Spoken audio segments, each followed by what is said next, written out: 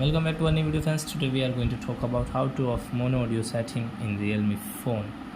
If you want to off mono audio setting in Realme phone, so you can off easily. In this video guys, we will talk about how to off it. So before starting video, friends, I want to tell you, if you are in my channel and you are watching my video first time, so first of all go and subscribe my channel, click the bell icon and like my videos. So guys, now let's start video. First of all, open your phone setting guys. So guys, you will on our phone setting. Guys, you will have to click on edition setting. After guys, click on accessibility, this setting guys, accessibility,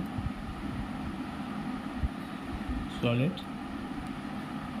then guys you can see mono audio. You want to off, so you can off from here and when playing audio. So I hope friends you have understood how to off mono audio setting in Realme phone. So that's it guys, thank you for watching our video guys. Now we will move to the next video with new topic. Before guys, please go and like my video, subscribe my channel.